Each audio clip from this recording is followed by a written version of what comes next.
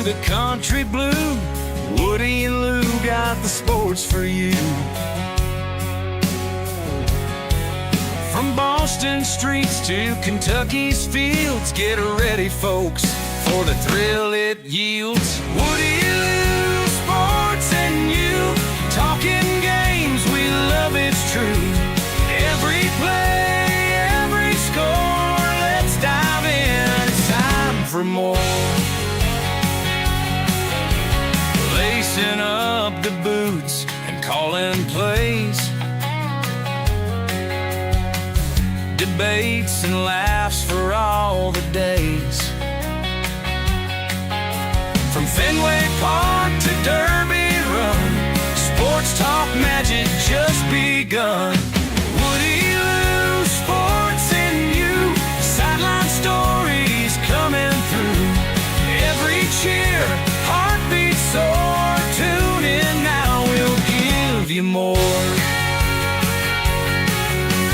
Celtics screams to Wildcats roar, touchdowns, goals, and so much more. Grab a seat, enjoy the ride, Woody Lou right by your side.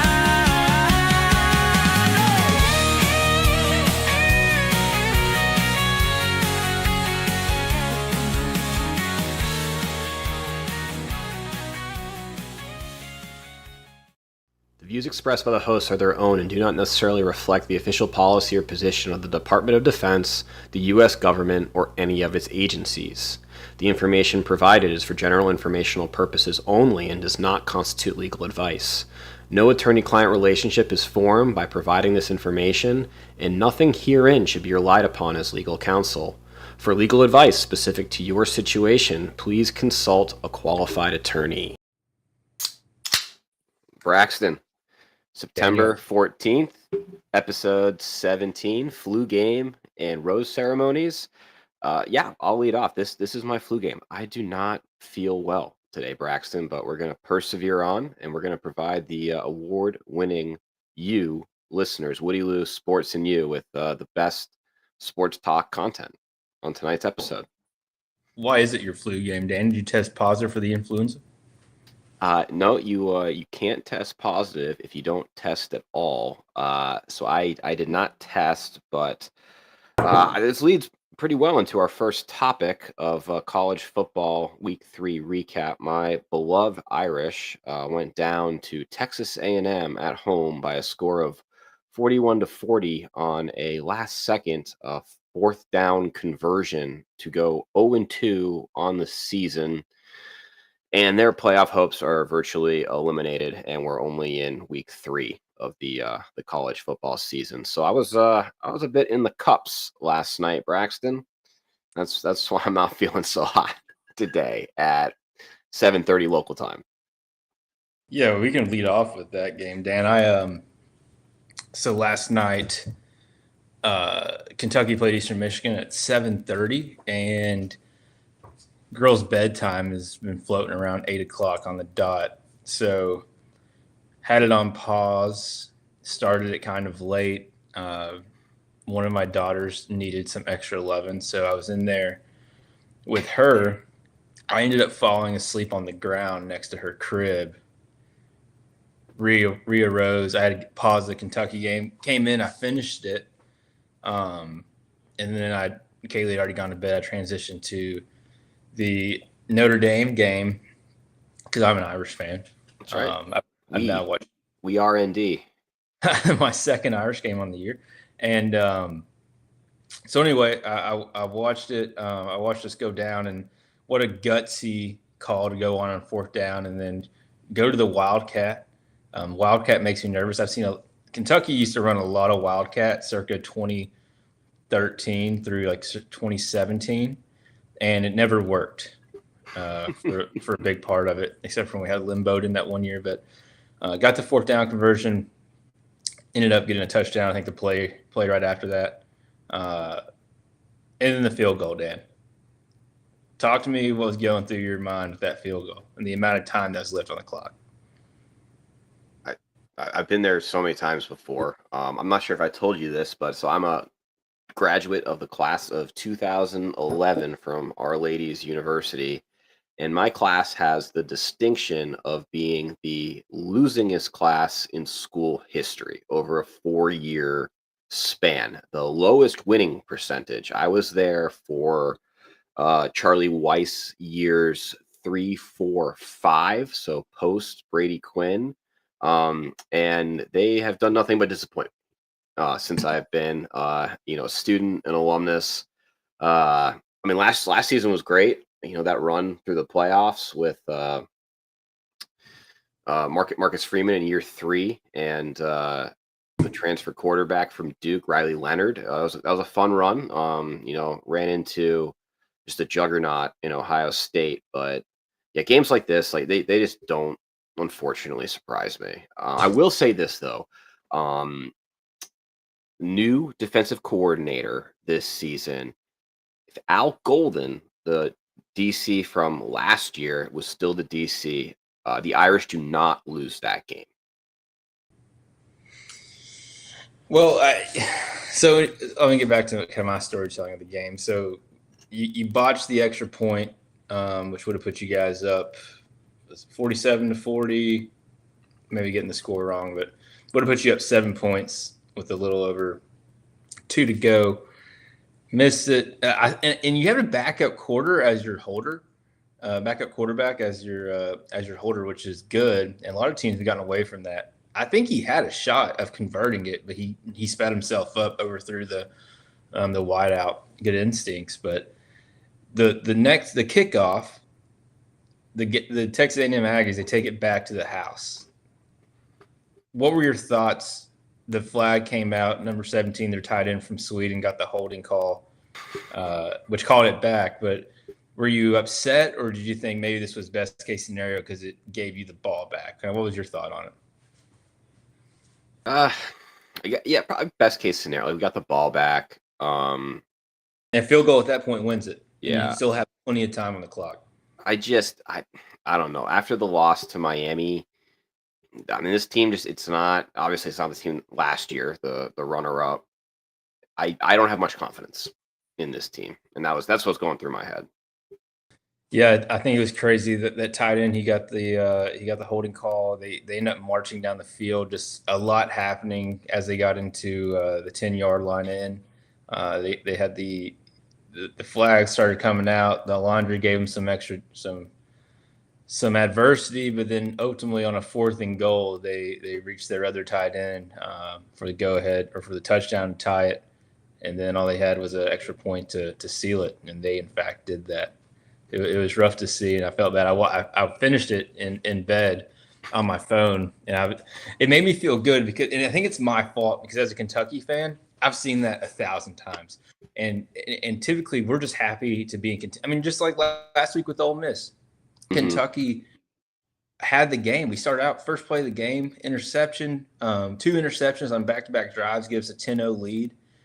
We had the game in a position to win. We held them pretty well, and we still lost. So I'm concerned that potentially my new fandom of the Irish. I was going to say, yeah, the Braxton Mush has been transferred to Notre Dame, and it sounds like you were asleep next to your daughter's bed. But did you see how the game started? It was a block punt for a touchdown. That was the first score for the Irish, and I was like, okay, off to the races. This team is back. All the way back. No, and then I actually had a lot of time to reflect today as I was nursing a pretty vicious hangover as I was lying on my couch watching the NFL, which we'll get into. But this is like the first time since I've been into sports. So the first Super Bowl Patriots won in 2002. So how old was I? I was 13 in 2002.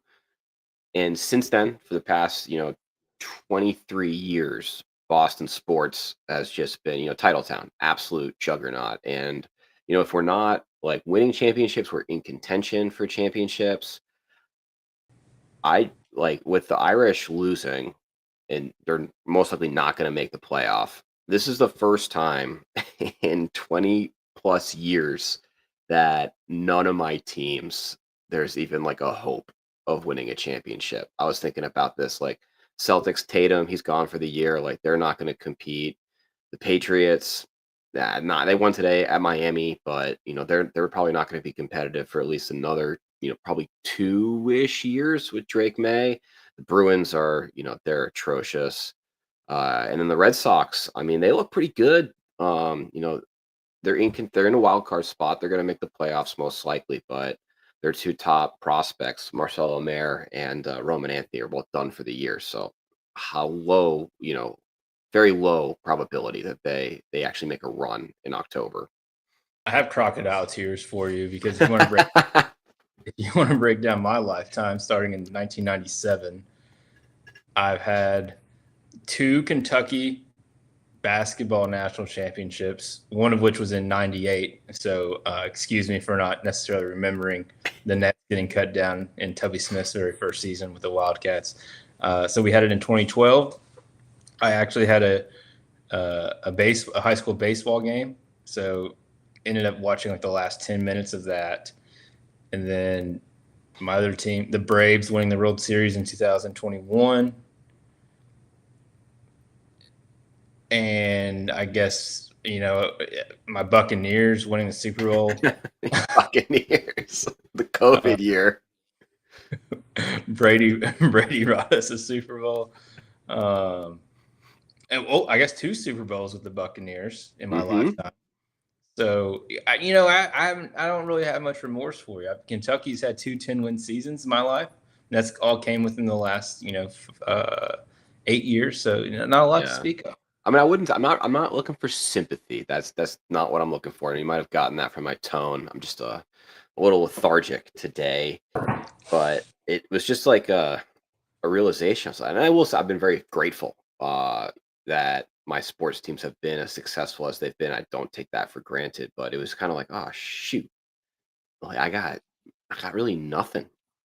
So now I got to find a new team. I mean, maybe I'm all in on Boston University hockey this season, or I'll jump on the Bucks bandwagon with you. But it's just it's not the same. Don't throw the B word. The B word's not really applicable in this situation with me and the Buccaneers, but we can talk more on that later. Braxton bandwagon. We don't throw that around. No, Braxton's never been. I'm a loyal. Loyal is a word. That's right. That's how I would describe you. Loyal. Not bandwagon, but keeping on with college football. Irish lose. Kentucky wins. Just a rock fight with Eastern Michigan. Actually, the most offense we've had in like 60 years. So that's good. Defense still gave up well over 20 points. But, I wanted to talk khakis. And khakis didn't make the ticker, I don't think. I haven't seen it. I was hoping just khakis would have made the ticker. That's on me.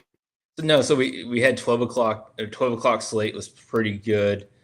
2 games that were pretty high visibility. In my house was the Alabama-Wisconsin game and the Clemson Georgia Tech. When Alabama and Wisconsin started, because I have YouTube TV, so in the living room I had it on split screen. Yep. And Kaley just promptly poses the question of, "Are you seriously not going to let me watch my team, the college I graduated from, by itself?" And I said, "You're right, but I'm calling a Georgia Tech upset." And 2 reasons I was calling this upset was, 1, I don't trust khakis in his ball club. 2, the Friday night I stayed up kind of late playing college football 26, and I'm in a franchise with Wake Forest. Okay. In my first year up in Winston-Salem, and Haynes King and Georgia Tech absolutely boat raced me. I mean, I think Haynes King threw for like 250 and rushed for 300 on me. Did you get the new one? Did you get 26? Or are you still playing 25? Yeah. No, I got 26. You got 26. So I was high on the Yellow Jackets, and they ultimately ended up winning the game. It was a really good game. I ended up kind of going away to the bedroom and turning it on, and a lot of cool things. One thing I do want to bring up out of that game, and I don't know if you saw this, but the ACC has started to where whenever they go and review a play, they have live audio between the review station and the referees. It's Oh, live really? audio. It's the coolest thing ever. Down. If you haven't seen this, go on YouTube. So literally, Okay. when the head ref goes and puts the headset on, and you're always like, "What are they talking about for so Mm-hmm. long?"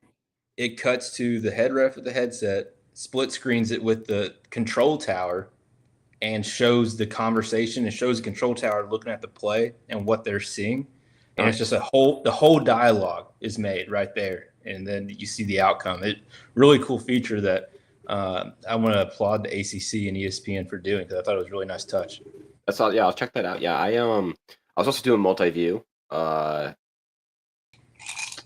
Saturday, so I didn't have the audio for the Clemson Georgia Tech game. That's cool. I'll definitely remember that, and next time I watch an ACC matchup, I'll make sure I got the audio on. So that speaking, yeah, Clemson Georgia Tech called the upset. Yellow Jackets. I was way wrong. My preseason prediction was Clemson was gonna roll through the ACC, and no, Dabo khakis. They're just not good anymore. No, and talk about no worse time for Dabo to just completely pee the bed, because they're trying to push Kalen DeBoer as quickly out of Tuscaloosa as possible, and then kind of a contract year, if you will, for Dabo. He's going down to Atlanta, losing Georgia Tech, and that's the thing about the ACC. And when you hear the Kalen DeBoer critics come out, I don't know if there's any validity to it, especially since you're number 1 and number 2 ranked teams right now in the Big Ten. But the ACC is not the SEC, and when you're talking about the ACC, there's really, in my opinion, no true world beaters. Miami does look pretty good. If Carson Beck can continue to play the way he did on Saturday, they could be a pretty serviceable team in the playoff. But Dabo, he has his preseason Heisman candidate quarterback. He has all the things that the khaki platoon would like, and he still can't get it done. And Georgia Tech, Haynes King's a good quarterback. I know he's been on some Heisman lists, but Georgia Tech is just a middle, above average ACC team. Mm-hmm. Nothing special. They're a real lunch pail team. Yeah, bring their lunch pail. But Clemson of 2017, 2016, 2018 doesn't think twice about Georgia Tech and Haynes King. The same exact, you know what I'm saying? So I think his just philosophy and the way he's handled the transfer portal and recruiting, I think is starting to rear its ugly head for Dabo, unfortunately. What do you think the future holds for Dabo? I don't know. He'll stay at Clemson as long. I truly don't think he would leave for any school but Alabama. But I don't think Alabama would come calling, especially after. No, and if he's gonna have this stance of transfer portal, NIL, that's just, you can't compete in the SEC, and I wouldn't want him. No, and even with the House committee coming down with the way they got to distribute money and tightening up the shot group a little bit, if you still don't want to commit to it, that extra money coming your way is not going to benefit you in any way on the field unless you leverage it in an appropriate manner. We got some award-winning listeners. You in the chat. We got Ryan McFadden and Gavin Capehart. Ryan, eavesdropping was absolutely diabolical, talking about the ACC conversation between the referees and the challenge. And Gavin's contributing, Georgia Tech is equivalent of Kentucky. Braxton, thoughts? I think Georgia Tech beats us by 10, but I right now, if you look at any SEC power ranking, every critic or every analyst has Kentucky at number 16 in the SEC. But I'm super confident that, and this isn't me being a homer, I'm legitimately super confident that you drop to Kentucky this year, give them just a blank ACC schedule, however it comes out. Some ACC schedules are super easy that you've seen, like Louisville have, where they go into the Kentucky game at 10-1, or sometimes you have a harder schedule. But no, I think Kentucky could go to ACC right now and be 8-4, 7-5 confidently, and that's probably what Georgia Tech will end up being this year. So yeah, I mean, comparable. I wouldn't say we're necessarily better, but comparable for sure.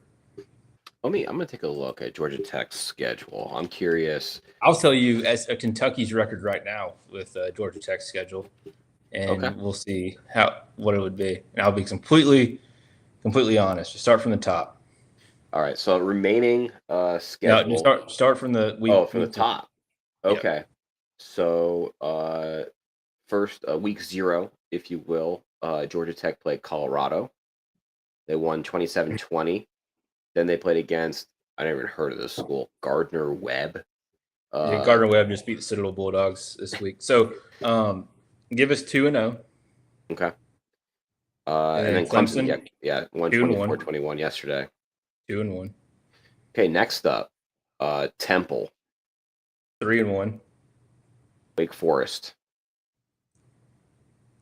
4-1. Who's the loss to?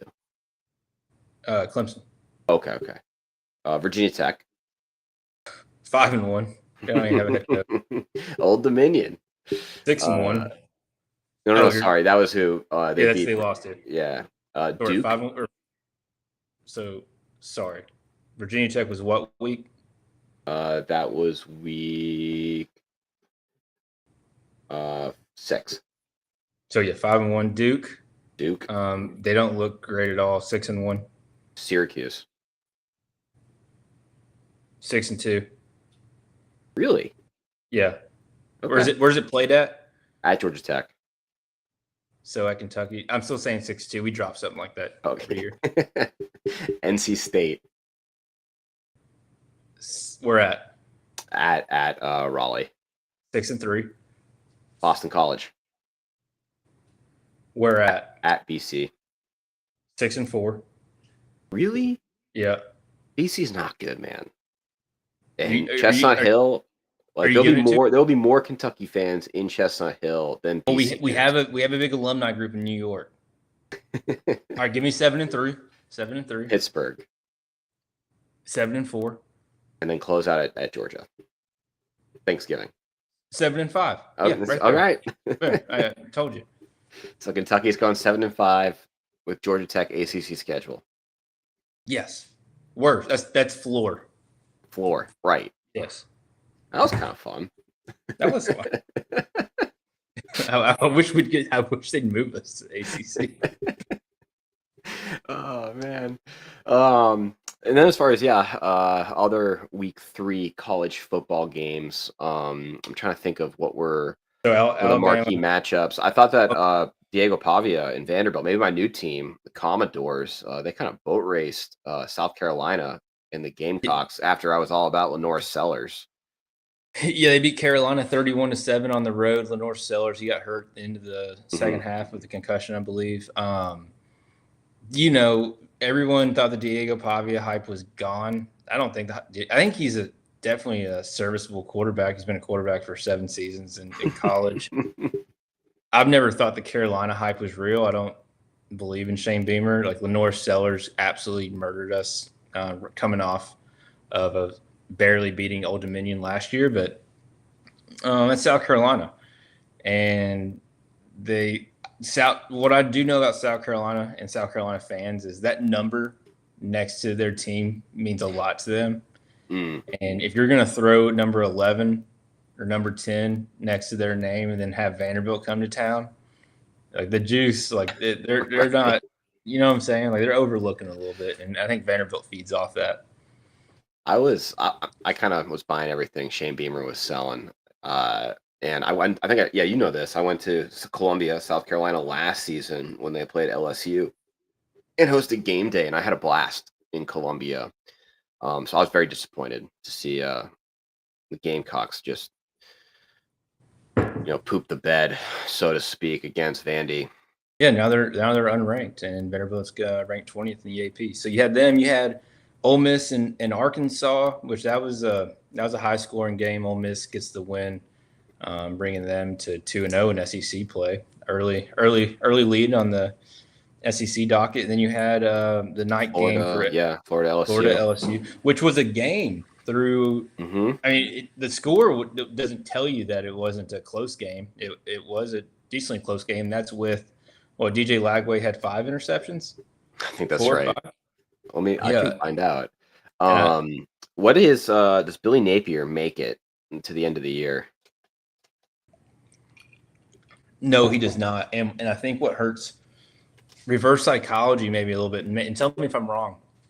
DJ Lagway has his coming out party last year, which essentially saves Billy Napier's job last year. Mm-hmm. The way they were able to turn around the season at Lexington, which really kind of juiced them up. Or no, we went to them. So anyway, when they beat Kentucky and they went on a hot streak, a lot of people have a lot of faith in DJ Lagway. He was a lot of people's top 3 quarterback in the SEC. And almost some people would say, like, well, if DJ Lagway plays great and they still lose, that's more of an indictment on Billy Napier. But I almost think the opposite. They're going to now say, like, Billy Napier's the reason of this sophomore slump. Just he's an easy scapegoat. They're like, we have this great quarterback, and he's ruining this great quarterback we have that people are comparing to all kinds of greats. So I don't think he survives this year. I do not. And you were right. He had threw 5 interceptions against LSU. And from Gavin in the chat, LSU offense looked horrendous. Only scored 20 points, and 7 was from a pick 6. Yeah, and you got the ball back 5 times off interceptions, and you still were only put at 20 points. That was Garrett Nussmeier, another Heisman candidate. I think this kind of highlights a bigger part of this early on college football season and the transfer portal era is you have these rankings, these top 25s, and you don't really know what you have. Even through week 3, no one really knows who has what. LSU goes and beats Clemson, and then Clemson goes and loses to Georgia Tech. South Florida beats Boise State, and a Florida team gets them ranked 17th, and then they get destroyed by Miami, who did beat Notre Dame. It's just you don't really know what there is yet. Speaking of which, so who is like your Heisman candidate right now? Because I feel like all the front runners preseason, your Arch Manning, Nussmeier, Lagway, Lenore Sellers, Jeremiah Love for Notre Dame. I don't think any of those guys should be the odds-on favorite right now. I can tell you this right now. Like it or not, if Carson Beck continues having 350-yard passing games and doesn't turn the ball over and keeps winning, it's going to be Carson Beck. I was going to say the same thing. If he keeps doing what he's doing, not turning the ball over, Miami, if wins the ACC, he's probably your Heisman Trophy winner. The awesome thing, Dan, is Shannon Dawson, who could potentially have back-to-back Heisman winners, and regardless have back-to-back have back-to-back great years. Former Kentucky offensive coordinator, who we got rid of, and awesome as well. Georgia Tech's offensive coordinator was in contention to become our offensive coordinator over Bush Hamden, who we just hired from Boise State 2 years ago. So that's good. That's good. Also from Gavin, just commenting on Florida's schedule being one of the hardest all time, and then he predicts Billy is gone by week 6. Yeah, and this probably should have been a ticker, but it kind of happened today. Firing these coaches, I have mixed emotions on it. Middle season firings. So UCLA fires their coach after 3 games. They're starting out 0-3. They're bad. They lost to New Mexico. UCLA is bad, and that has to hurt considering they got Nico because Tennessee didn't pay him. Tennessee ends up getting Joey Aguilar, even though Tennessee lost to Georgia in a that was a good game. That was a good game. Phenomenal game. Joey Aguilar is playing lights out. He was lighting up Georgia's offense or Georgia's defense. So yeah, and then Virginia Tech, they get destroyed by Old Dominion and they fire their coach. I guess the reason you do it is to show the fans that you too are not satisfied and that change is coming. Mm-hmm. But also, it's almost an indictment on you as an athletic director. Is all offseason you're saying these guys are great and this is who's going to lead your program that you're signing off on just to let them go and put that product on the field. So it depends on how you look at it. You can look at it half full or half empty. But Florida's just crazy enough to where I can see him doing it. This is, he didn't get. I think I agree with Gavin. Week 6. So coming up, they got number 4 Miami, number 8 Texas, number 10 A&M. Then an off week at home against Mississippi State, 5 Georgia, and they play Kentucky November 8th, and then Ole Miss at currently 13th, Tennessee 15th, and then close the season Thanksgiving weekend, number 7, Florida State. Well, I'll say this too, Dan, and this might be a point maybe why you wouldn't let them go week 6, but kind of why Virginia Tech and UCLA's letting their coach go week 3 is when you fire your coach, players are able to enter the transfer portal prior to week 4. They would retain their red shirt. They haven't already used it, given the fact they haven't played 4 games. So maybe there's you trying to look out for the players angle there potentially. Yeah. Anything else on college football? Closing thoughts, Braxton, before we move on to NFL? Tennessee looks good. They lost, but they do look good. Georgia still continues to find ways to win. I still kind of Texas didn't look great. Arch Manning had his second fraud. Quarter. I think Texas is a fraud. In the second quarter, I think Arch went 0 for 10 on passes. They only beat who was it? UTEP. Yep, UTEP. Only beat UTEP by 17 points. I'm not sold on Texas. I think SEC is going to run through Georgia. And if Ole Miss keeps finding – Ole Miss barely beat a bad Kentucky and bad Arkansas team, so I'm not sold on them yet. But if Lane Kiffin can continue to find ways to win, there might be something there as well. I think it's probably going to be Tennessee, Georgia in the SEC championship. I'd like to watch that again, a rematch. Wouldn't shock me. It was a good game. Okay. Ready for NFL? We can talk NFL. Okay. It's Patriots. They got their first win down in Miami since 2018. A lot of penalties, a lot of sloppy football from my Patriots. But no, Drake May, he looked good. Ramondre Stevenson, he had shades of 2022 Ramondre Stevenson, just bulldozing through the line of scrimmage. It was fun to watch. And Tua Tagovailoa, he did not get concussed, so that was good. You double dipped. Your fantasy team coming off a much needed week 1 bye week. Yeah. You not only get the Patriots win, you get a bajillion points from both Drake May and Achane. So you double dipped in the same game. So I'm sure you're happy to see that. I am. And this actually, we can probably combine topics here. So fantasy football report with NFL. So I'm up on Mason. You're gonna win. That's the win. He's got 3 players to go, including Herbert. Who else does he have? So his quarterback, I want to say top running back, and another player. Let's see, matchup. Yeah, Genti. Yeah, so he's got Herbert, Genti, and I can't even say his name. Buka. For the Buccaneers? Yeah. He's a buck for the crew, dude. And, he actually was he was highlighted this morning on NFL Game Day as the must pick up if he's not already on your fantasy team. So, I'll tell you this, fantasy 60 points is a lot, though. He's got to score 60 to tie me. Yeah, you're gonna win. Fantasy. Kaley told me this morning that I had to take a break because I was carrying too much. I'm about to start the season 0-2 with one of those losses coming to Kaley. So it's really rich for her to tell me to, stop caring so much. but yeah, I'm just watching Bijan put the final nail in the coffin of me this week, so I can start out 0-2. And the Vikings defense for my opponent. But do you want to talk about George Pickens, Braxton? Producer Kaley is contributing to the chat and wants to know your thoughts on George Pickens. Kaley today in the house said, "I'm sick and tired of you saying George Pickens. Don't say his name again." And then immediately after she said that, he caught a pass for like 15 yards, and I was like, "That's a great catch, George." After I just cursed his name. But I'll tell you this about George Pickens: I still think he's a fraud.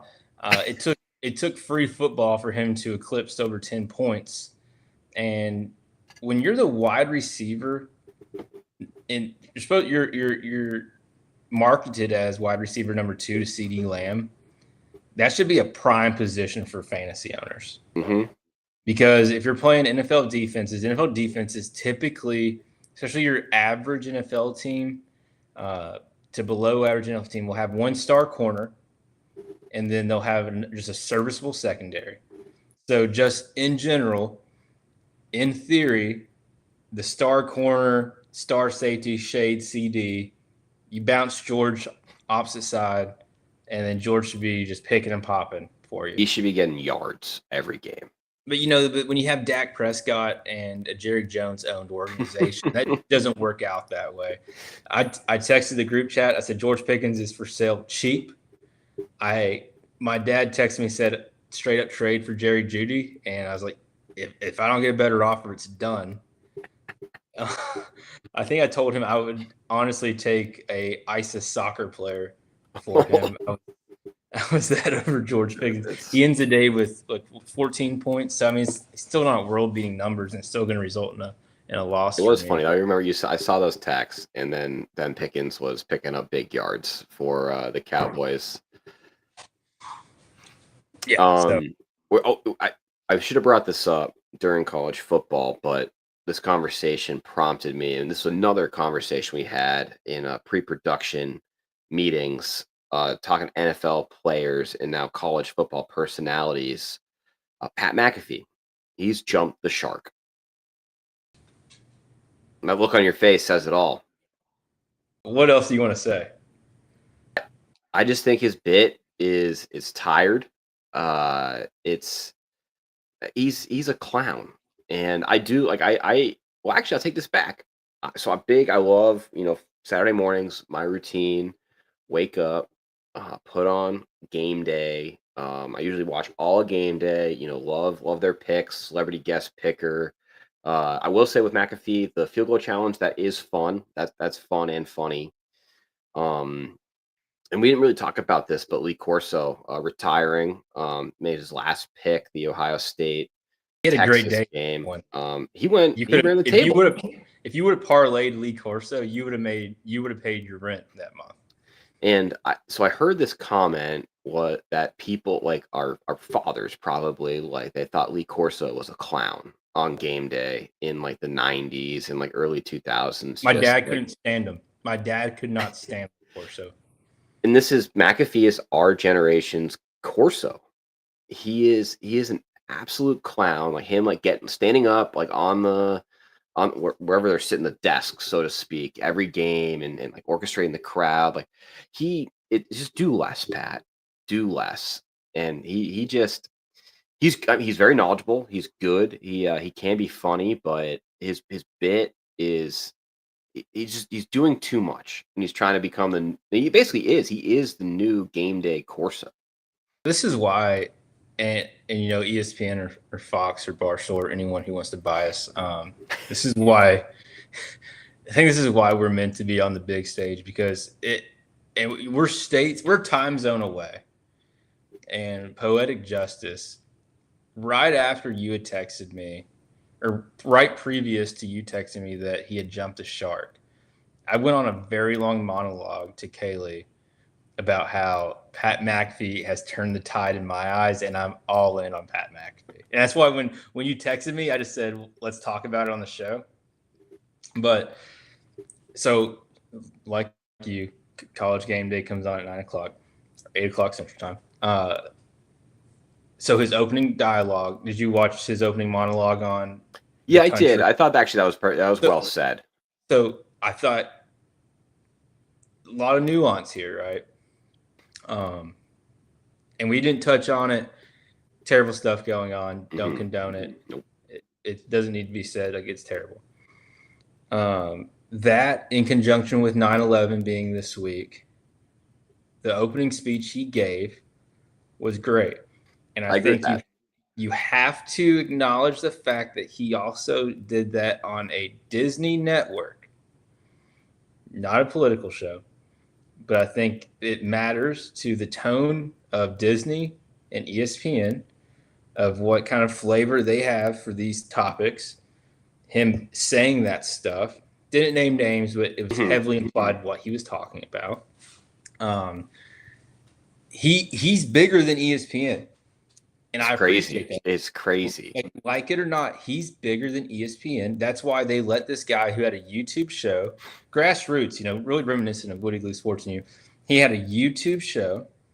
They says the F word every other line. Mhm. ESPN said, and he's politically incorrect.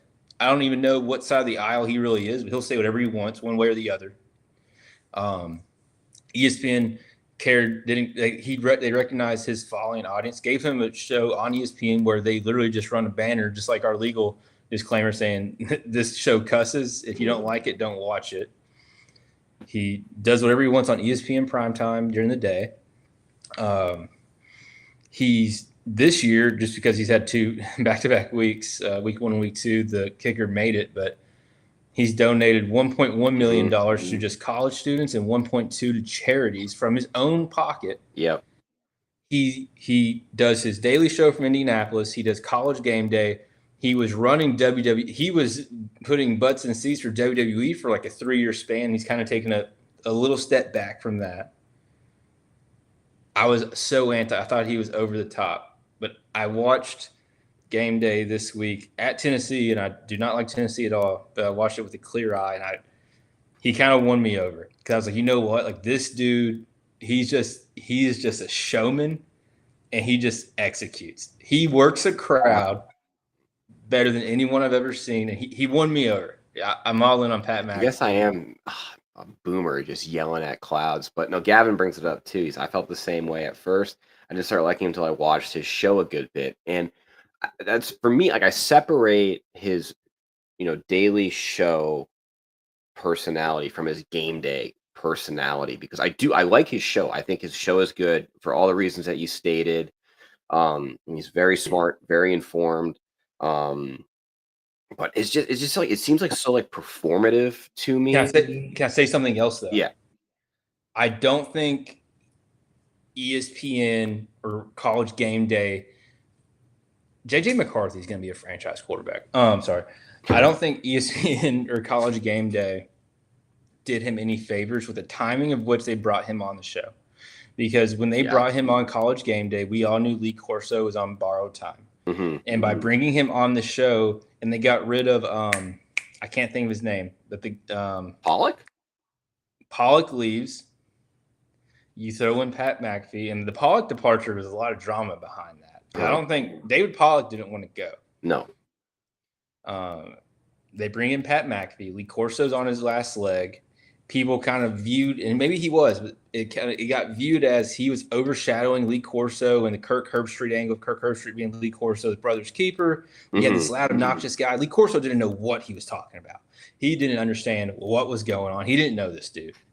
No. And so I think people kind of assumed like, hey, he's taken away from what we grew up on for the last over 20 years.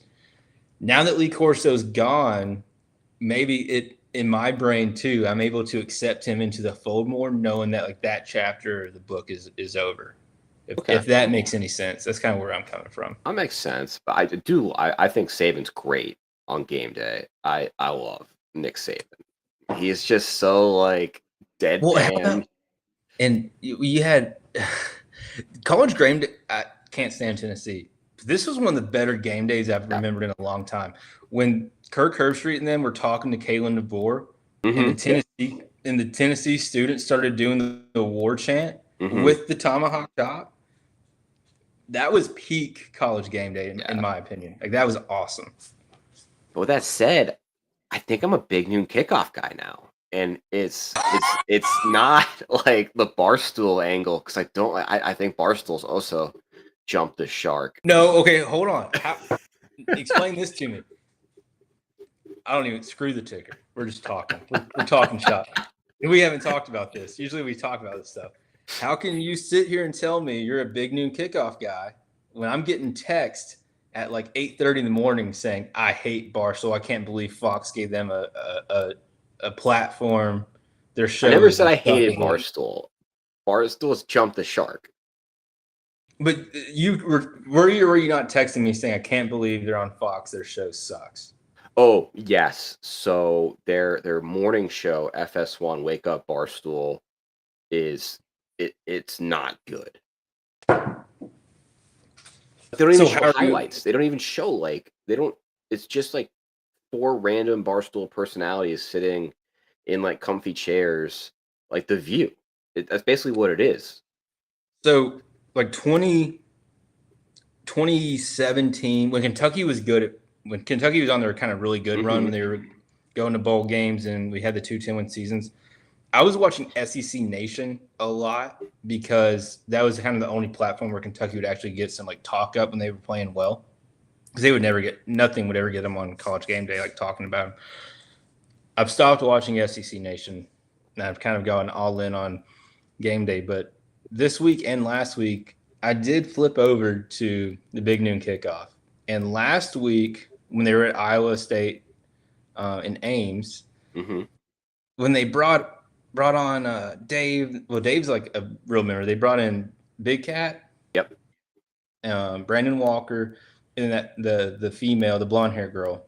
I think her name's Casey Smith. For their like little segment, I couldn't stand it.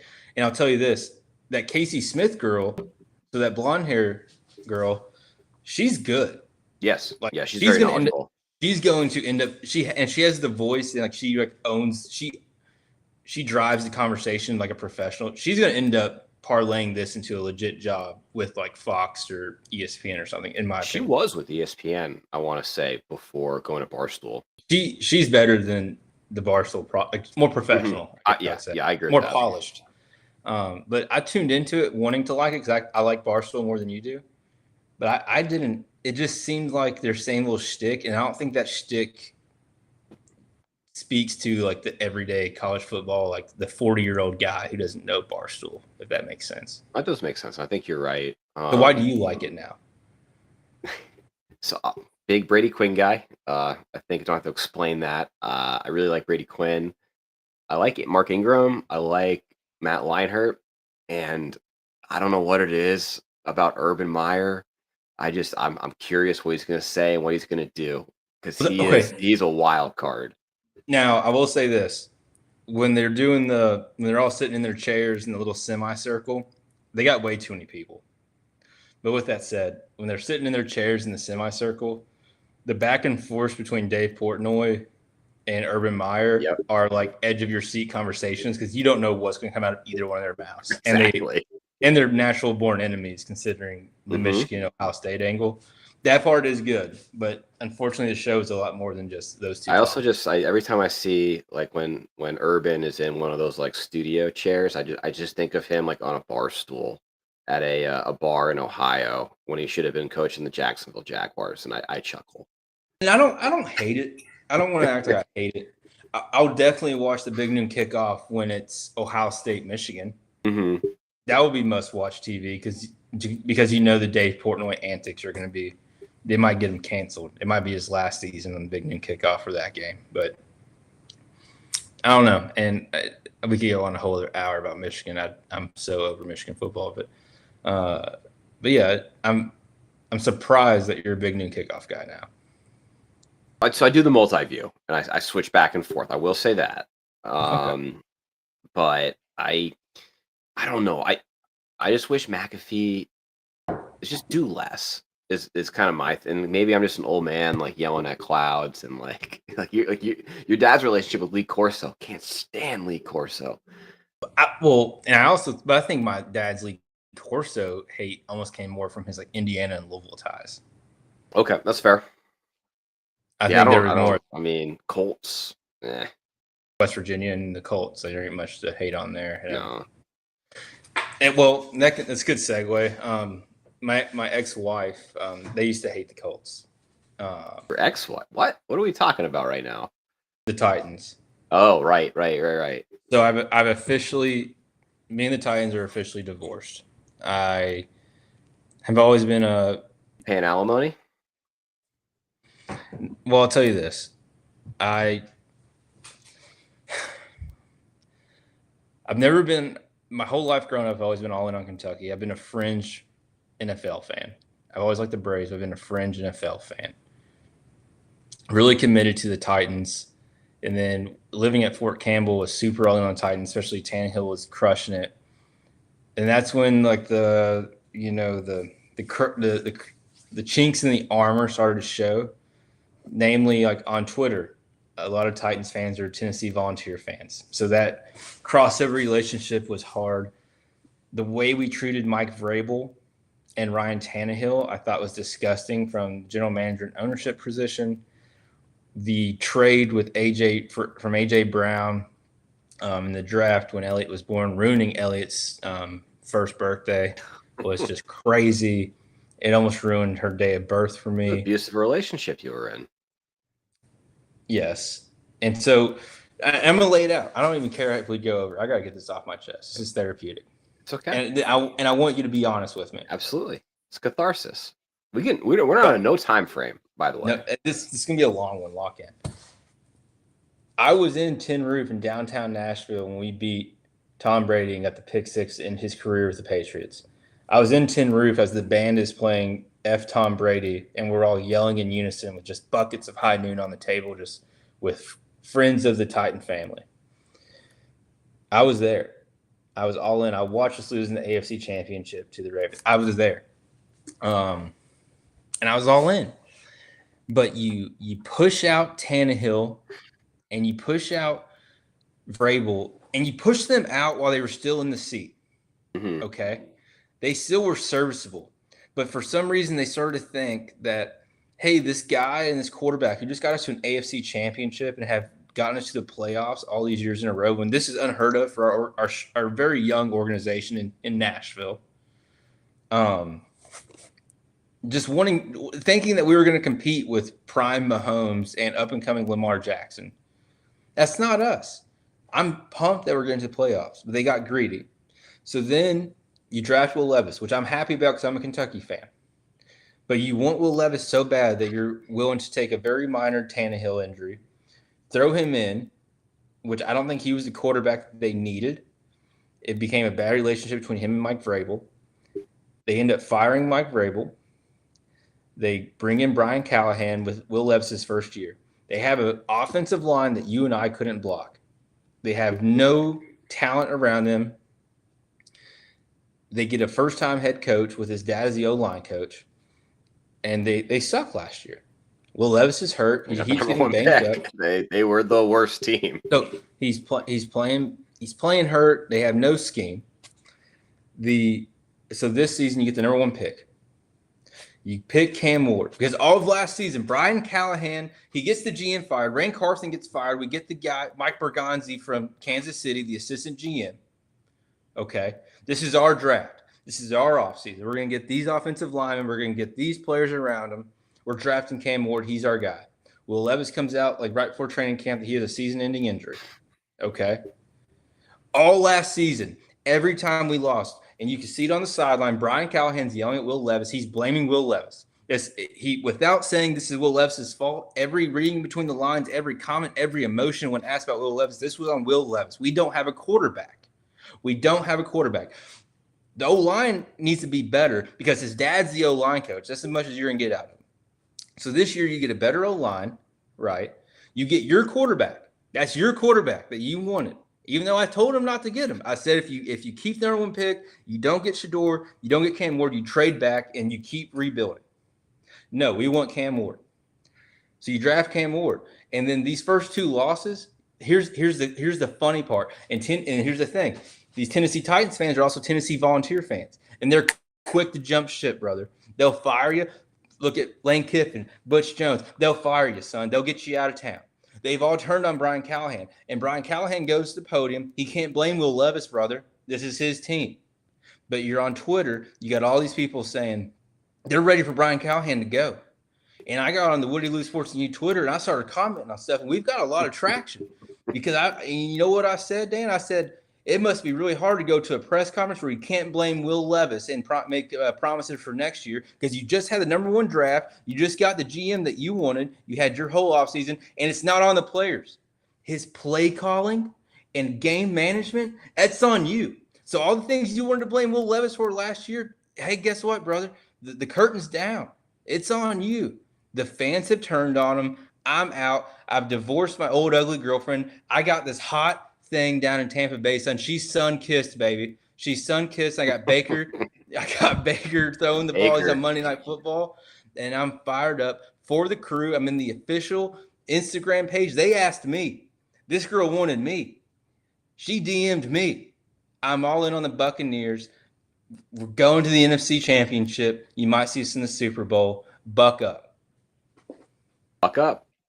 That's right. You didn't even talk about Derrick Henry either. I don't want to broach that. Derrick Henry's begging to go to Baltimore for the trade deadline. You don't do it because we're not making the playoffs. You let him walk, all that money, you don't get anything in return. I think I've already talked about that in a previous show. So from the chat, you're getting really fired up for this to be an X you're talking about. That's from Gavin, and then Miss Patsy Gudgel. Preach it, Braxton. It's Sunday. I'll say this. I was on Instagram today, if you will, with my ex-girlfriend. I wasn't stalking their Instagram story and seeing the post of the new boyfriend. I did listen to every second of the Tennessee Titans game on the radio. just to see how, you know how it is when you first break up with someone. Everyone does it. You want to see how they're doing. I really enjoy the Tennessee football radio coverage. Those guys are fun to listen to. You got Coach Mack. I love Coach Mack. And you got first-year guy, Taylor Sizer. Mike Keith left to go be the voice of Tennessee Volunteers. He got out when the getting was good. He knew Brian Callahan was going to do it. Taylor Sizer, he was on SEC Network. He's great. Coach Dave Mack, he's an awesome color analyst. So I miss those guys more than Brian Callahan and Bill Callahan. If I had any type of money whatsoever, you don't want to know the type of like signs I'd be paying put in their front yard. Now, I would use every liquid asset I have would go towards like for sale signs in their home. If I was a Tennessee Titans fan, I'm not. I'm super happy with Todd Bowles. I'm super happy with the trajectory of my Buccaneers. So we're good. I ain't worried. You're aware I live next to the Titans training facility, right? What do I need to be like signs bringing over there? Brian Callahan. We're in the Army, right? Correct. You know careful. what Brian? Be careful. We are, but you know what Brian Callahan reminds me of? He reminds me of a leader in the Army who doesn't train his people, doesn't set his other leaders. For example, say you're a company commander, and my PL, for example, is my quarterback. My other PL is my star wide receiver. My other PL is my center. Right? I don't do anything to better those guys. I don't put a training plan in front of them to make the rest of the team or the company successful, but then they go and fail a range qual or certification, and I just start complaining. But what did you do? Well, how did you make the situation? That's Brian Callahan, and he's pompous. He thinks he's cute. He had a good season as the OC with Joe Burrow, and he thinks he's done something. And all I've heard about is how Bill Callahan's this O-line guru. Tony Pollard. I don't think Bill Callahan's done anything. I mean, he inherited John Gruden's Raiders team. He didn't do anything for them. It was terrible when he was the Nebraska coach. I don't care though. I'm a Buccaneers fan. I got a new girlfriend, and she's hot, man. I'm thinking about marrying her. I got a hat. I'm not wearing the hat. I got the hat. Monday Night Football. I already told. This is how Gigi, my third daughter, she's a ball knower, dude. This is how locked in she is. She's like, I'm not coming till Tuesday because I know Daddy has Monday Night Football with the Bucks Monday night, and I know Kentucky and Alabama have a bye week 4. She's locked in. Daddy's gonna watch his girlfriend on Monday night. Ball knower. She's a ball knower. I like that. So we went off the rails. That's okay. That was a fun aside. I haven't seen that Braxton Lewis passion in a while, and I'm kind of I got to chill up and down my spine. So probably does it for week 2 NFL and the fantasy report. I want to get more personal, talking about girlfriends and new girlfriends. Would you like to talk about the next season of The Bachelorette, Braxton? I would love to, Dan. So Taylor Frankie Paul. Don't we just love this girl? I mean, nuts. Just a tan brunette, understands social media, dance a little bit. Good head on her shoulders. You know what I'm saying? Mm-hmm. Limited trouble with the law. Limited trouble with the law. She's Some would say passionate. She's passionate. you took the words out of my mouth, Dan. Some would say she's passionate. She is into a deeper connection. And I know a 36-year-old bachelor who is also he's attracted to people who are passionate. Woody Lou, Sports and You. He loves the commitment to the game, and he's looking for love just like she is. I would argue, hear me out, Dan. You have this late 20-something, bless you, unconfirmed she's still Mormon. I haven't watched the new season. I don't know if she's still a participating member of the Mormon Church. If she is, that's awesome. But you have this 36-year-old on that, Elder Lewis. You're a big BYU guy. Oh, I haven't watched the new season. And she's never really came out and said it. They talk about it, but anyway, you got this 36-year-old Northeastern man who is a Esquire attorney, Army officer, Notre Dame grad, Boston University grad, works in a very very high operating organization. Just great guy. Very swell. Sounds good on paper. And he's looking for love. So this is what we did, chat. We gained photos of Dan. We got some personal information required. And myself, I wrote up a very passionate write-up. It was long, too. About why Dan should be on the show, and we've submitted it. So fingers crossed. I told Dan to put the podcast in the bio of his Instagram because he has a very limited social media presence. They really care about that. But I think, Dan, Spin Zone, she's known for this mom talk and her social media presence. Would that awesome guy who I just laid out on paper, you couple that with the fact that he's not in social media. He doesn't watch reality TV. He's too busy being a high functioning individual in society and for the country. Like, she needs someone like that. So we submitted you for the Bachelorette. Fingers crossed you get picked. And you know, Dan, we haven't talked about this, but when they get their pool of people, sometimes you might not get picked for her season of the Bachelorette, but what if you became the new Bachelor? I can't fathom dating how many women at once. You would just go every time they'd walk away. You just go.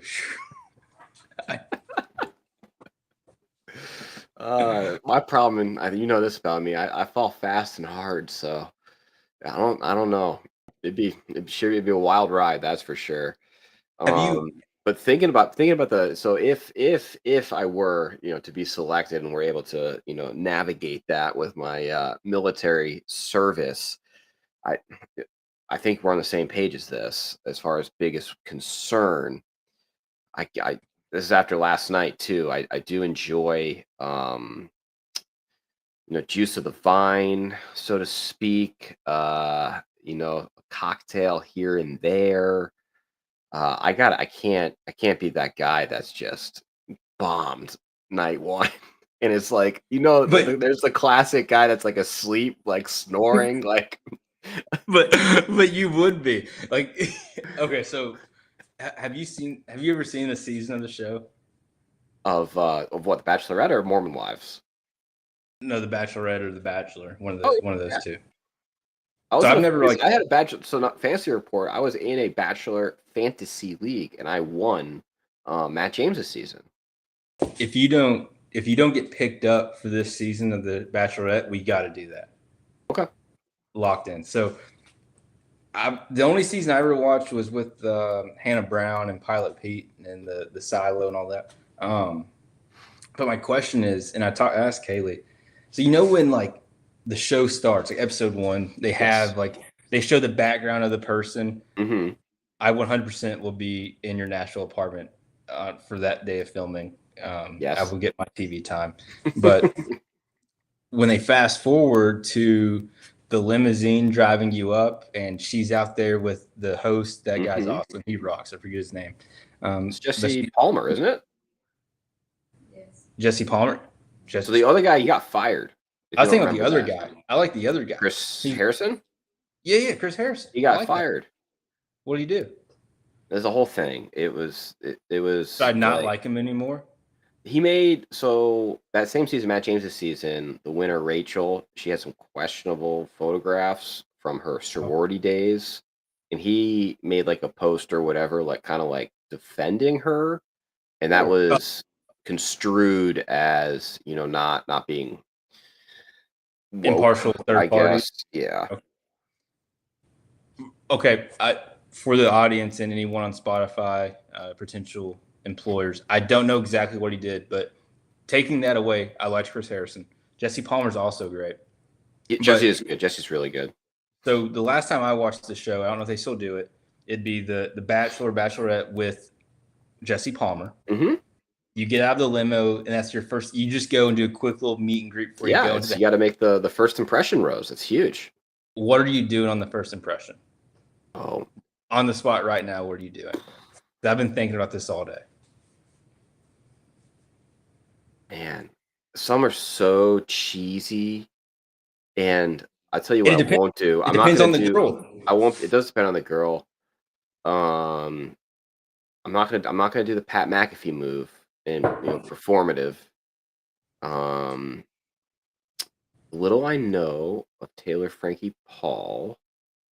I know what you do. I know she likes cocktails. I like cocktails. You know what? I'm gonna make us Cosmos. A mixologist. So you're just gonna tell her, you're gonna walk up and say, I'm gonna make us Cosmos? I'm gonna walk up with like a bar cart, shake a drink. Okay, but you're in a limo. Where's the bar cart coming out of? The trunk or?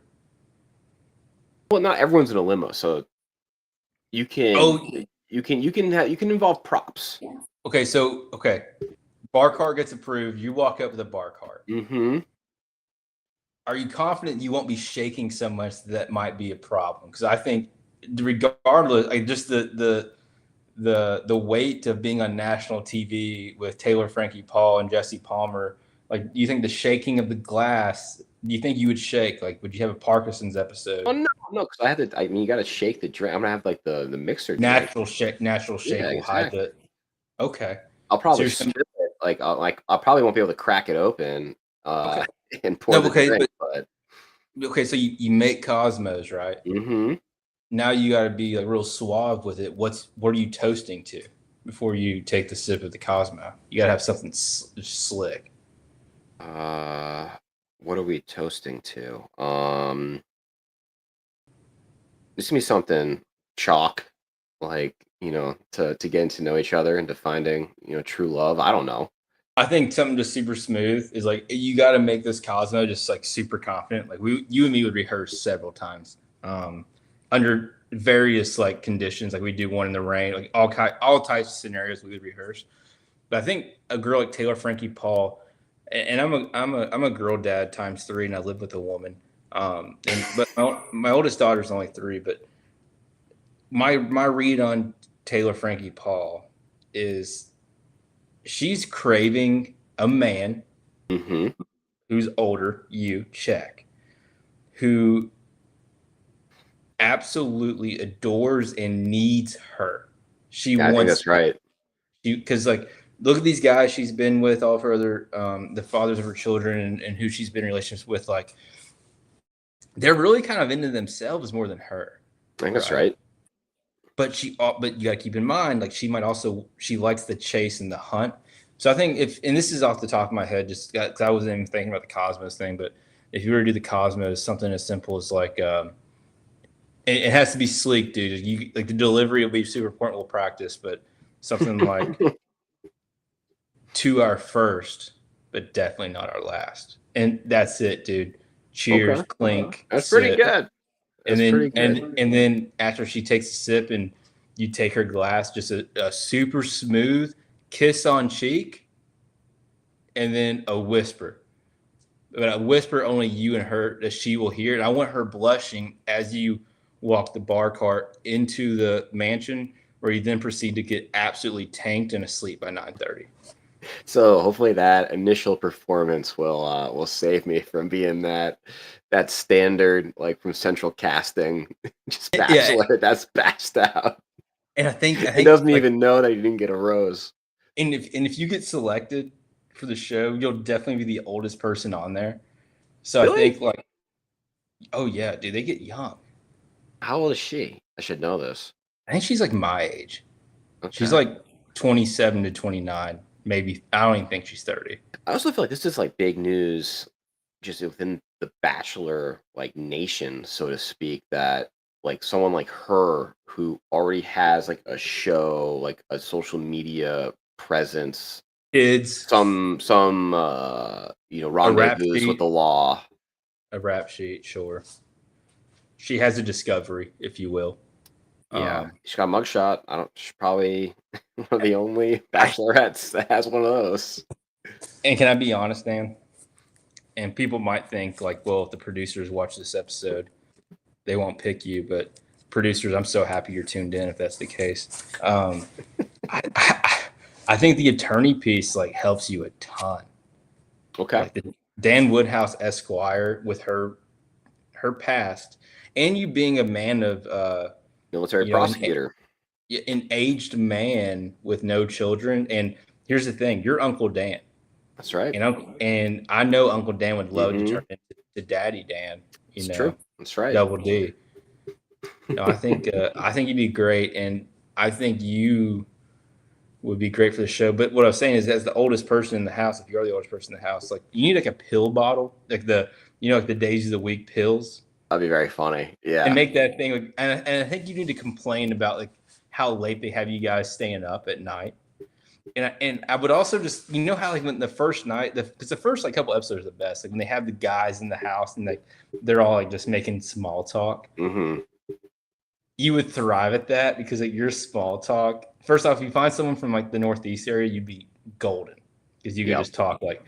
But I just think you just start bringing up sports and like So that's like another concern too. Is you see this a lot with the cast, where like the dudes like they just like bro out and are more into each other than the actual Bachelorette. Can't have maybe that. maybe we get a third co-host out of the whole thing. Probably would. And then maybe he has an Instagram following that we desperately need to get us up a little bit. No, I will say though, it's very humbling and flattering. The nomination that you and producer Kaley put forth. Yeah, we'll see what happens. I'm not opposed to being a contestant. I'll tell you this though. After signing you up for the Bachelorette and realizing it literally takes 90 seconds to sign up for a reality show. I think now we need you and Kaley trying to go on Amazing Race. I was gonna say you and me go on Amazing Race. I don't want to get divorced. That would me and you on the Amazing Race. Imagine the two of us like in India. Like, well, yeah, like the man who had to teach me that I didn't have to pay my credit card every single day, and like we're traveling trains in Bangkok, like that whole experience would be phenomenal. The thing that'd be better would be you and the Mad Hatter on.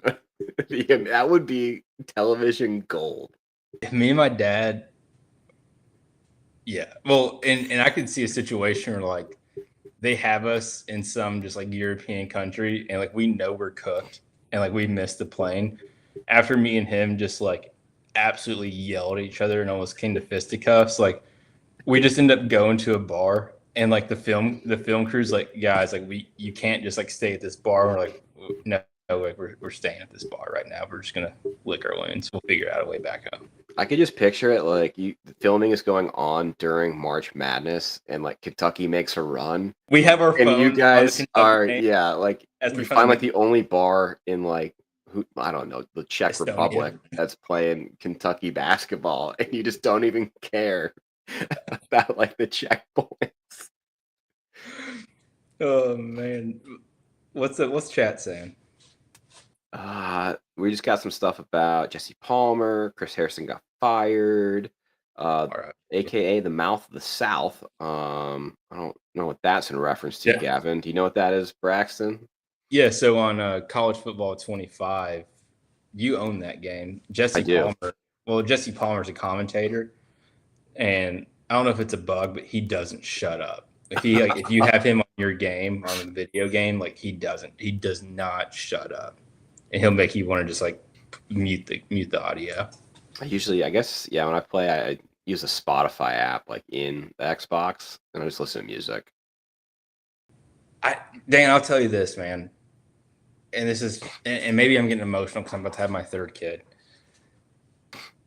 I could have a penny in my pocket, right? I could have 1 penny to my name. My checking account could have 1 cent. And I'm the richest man because of my wife and my kids. And I want you to experience that because I think you'd be a great dad. And the cool thing about if you get hooked up with Taylor Frankie Paul, you already have like 3 kids and you don't even got to do anything.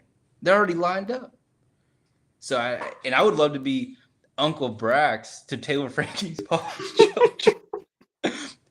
I can already see you, me, Kaley, the girls, Taylor Frankie Paul, her kids in a BYU press box. Going to Tampa Bay. No, we're in a BYU press box, and we're huge Cougar guys. That's when I become Braxton bandwagon on the BYU train, and like I'm sending my kids who are not Mormons to BYU because bandwagon Braxton goes to Provo. I like that. I would love it. That'd be a great vlog. So we've gone longer than most, but no, this is fun. This is a good show. I do have this was thrown in when we were doing pre-show, and I think we close on that last like heartwarming note, but that wouldn't be in keeping with Woody Lewis Sports and you. You want to talk about McDonald's, Braxton, and the arches. So I think we've talked about it. For the first like eight months of this pregnancy, Kaylee's eating Chick-fil-A 5 times a week. Like we've not spoken about these cravings. So Kaley was eating Chick-fil-A 4 to 5 times a week for the first 8 months. The bank felt it, but my Chick-fil-A app. Yeah, how many points do you have? At one point, I was up to like 13K. We're both like the highest members you can be for like the next 3 years. We've gotten so many. She has now created an aversion. She claims it's a pregnancy aversion. I argue it's eating the same fast food place 5 times a week for 8 months. Be that as it may. She has transitioned to McDonald's. Oh. I was skeptical at first. The other day we're at work. She texted me, she's like, hey, do you want to do lunch together? And I was like, it was like 11:30 or so. I was like, yeah, sure. I got time. She's like, all right. So she comes and picks me up and we drive to the Hinesville McDonald's. Which one? There's a few. The one like right on the one out gate 8 towards the wall and the Ranger Joe's. Yes. That's a good one. So we go to that one and just phenomenal, Dan. And if you know anything about Hinesville, just super low expectations for anything that you go to eat there, except for the Chili's, best Chili's in America. But it was phenomenal. We've had McDonald's a couple other times, has not missed. And then yesterday, I went to the gym really early in the morning. I've been going to gyms on Saturdays to kind of like compensate for the food and alcohol that I consume on Saturdays. After a gym, went straight to McDonald's, got everyone breakfast. I got 6 different things, Dan. I had McGriddles. I had bacon, egg, and cheeses. I had sausage burritos, hash browns. Now, have you ever gotten my go-to McDonald's breakfast? And I'm on board with you. McDonald's, I love the arches. I get the hotcakes. I love the McDonald's hotcake meal. The hotcake breakfast is back too. And tell me why, Dan. And people aren't talking about this. Isn't on Fox News.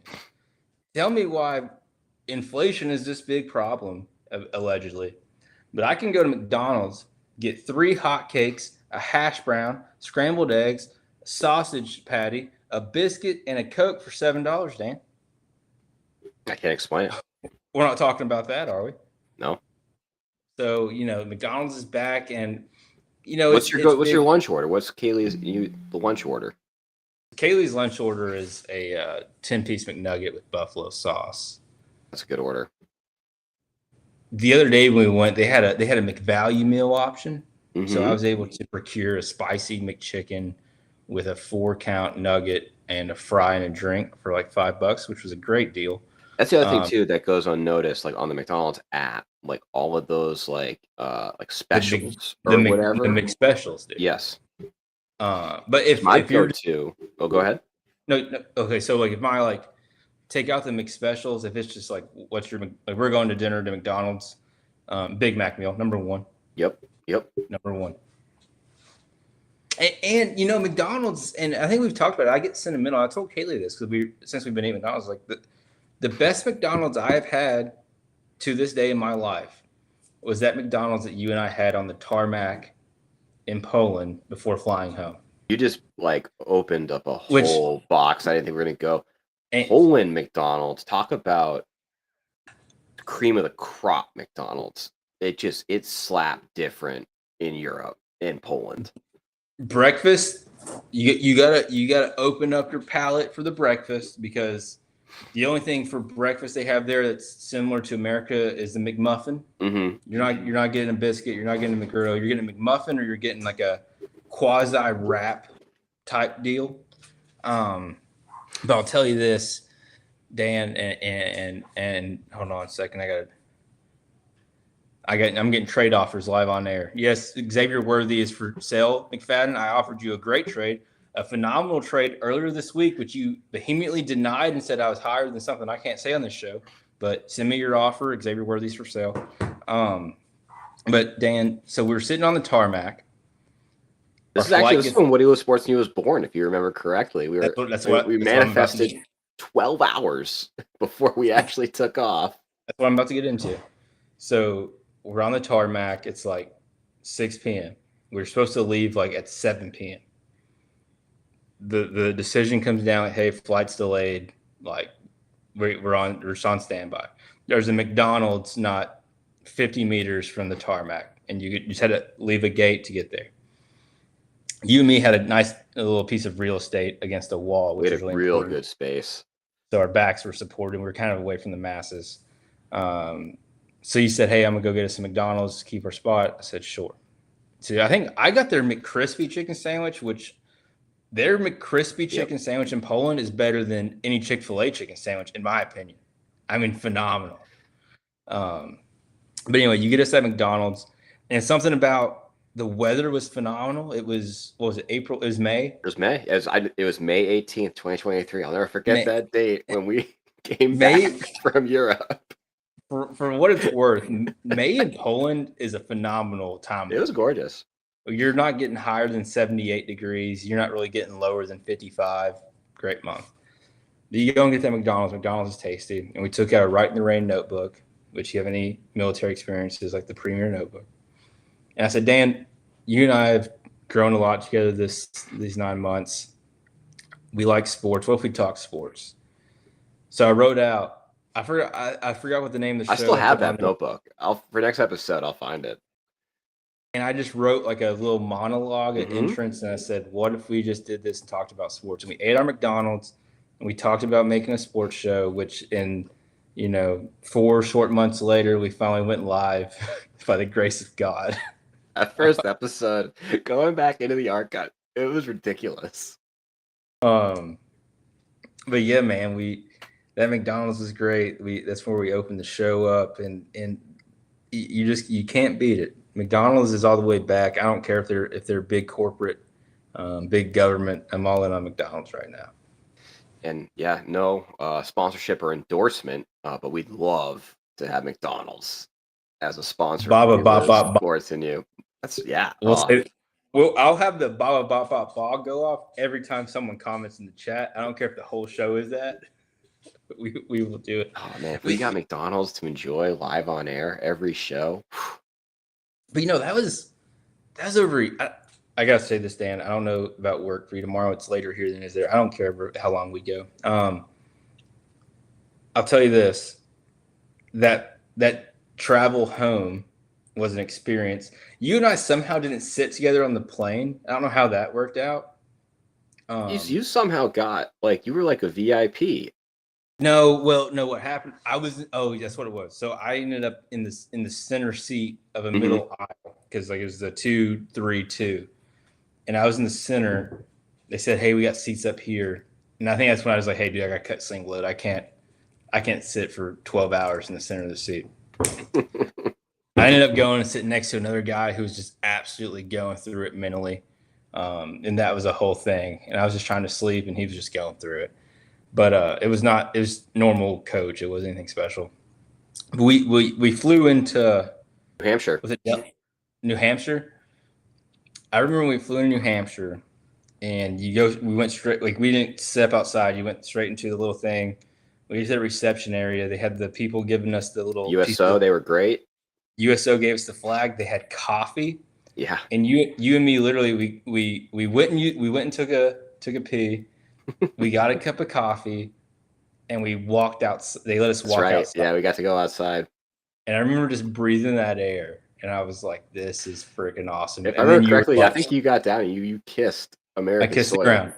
I kissed U.S. soil, and then I'm pretty sure I'm having an emotional thing about just loving America. I'm like, America just freaking rocks, dude. And then you're like, yeah, it's awesome. I have family 30 minutes away that could come get me. That's what killed me, was that we still had another 3 or 4 hour flight from New Hampshire to Savannah.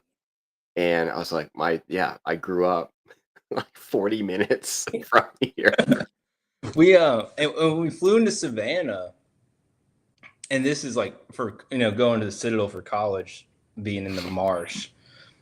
We get off the plane in Savannah, and the sun's rising, so the sky's kind of pink. And I remember stepping off that plane and just smelling that marsh, and I was I was so patriotic. You could have had me re-enlist. Oh, you had a pep in your step, and you were. I was moving different. I'd bought the new truck while I was there, so I knew my new truck. My new truck was waiting for me. Obviously, my wife and 2 beautiful children are waiting for me. But it was awesome. And that's almost 15 months ago. Yeah. That was another thing too. So we landed at Hunter Army Airfield, which is probably an hour ish with traffic. Yeah. With traffic. And it's we drove past my new apartment, and I was like, this, once again, the Army is just making me go out of the way. Well, Doge wasn't a thing yet. That's right. That's right. It was not. Do we got anything in the chat before we keep going? I want to make sure the chat. Just apparently we're doing a good job of selling McDonald's. Everyone's commenting about, they want a Big Mac. Sure, can't beat it. And I'll say this: when Kaley and I were driving, we drove up to New Jersey and back over the summer. We stopped in La Plata, Maryland, which is where Michael Serpico, who I'm playing in fantasy this week, is from.